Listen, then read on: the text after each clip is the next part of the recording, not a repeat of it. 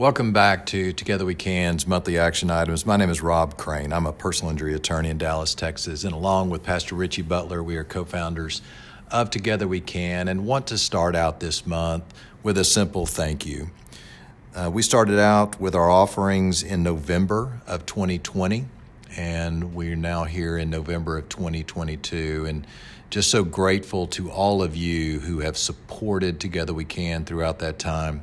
Of course, we came up with Together We Can following the murder of George Floyd and trying to develop some type of program that allows for us all to keep a mindfulness about the racism, about the disparate treatment that so many people experience because of differences, because of different skin color, different religions, just differences of all kind, and how each of us can go about our lives with our families and approach that in a much more positive way, much more productive way, and recognize where we can make change personally as well as in our communities on making space for differences.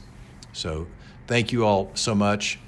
This month we turn to Native American Heritage Month. It's also, of course, the beginning of the holiday season and Thanksgiving just around the corner. We look at an excerpt from PBS series The Pilgrims, where they excerpt a portion talking about the first Thanksgiving and bringing it into context for us today. We've all kind of have a mindset of what the first Thanksgiving was all about, and it was very different at that first Thanksgiving. A very difficult time had been overcome by the settlers, the European settlers, and it was also a difficult time for the Native Americans there living amongst one another.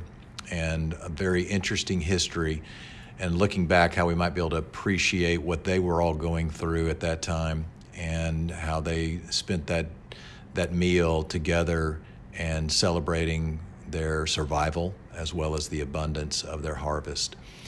We go forward, though, and look at some of the difficult aspects of our nation's history when it comes to the treatment of Native Americans in both our policies as well as our physical extraction of children and placing them in boarding schools, a history that is not often taught to any of us, adults, children, otherwise. And understand that history, as we always do. We look our history in the eye. We don't judge those who were living during that time, as we cannot put ourselves in their shoes. But we look that history in the eye, learn those lessons from it, understand how that history has placed us where we are currently, and what we might be able to learn from those lessons to help us go forward in a better way. And so we do that with the story of Native American boarding schools, a lost history. We also look at Native Americans' perspectives in a conversation with several Native Americans. It's a New York Times documentary piece, and then look at the state of reservations here in our country. We come to Thanksgiving, and of course it's about giving thanks and gratitude for all the blessings in our lives. And one of the things that I think we all could do better with is appreciating gratitude and bringing gratitude more often to our lives in our daily practice, our daily walk.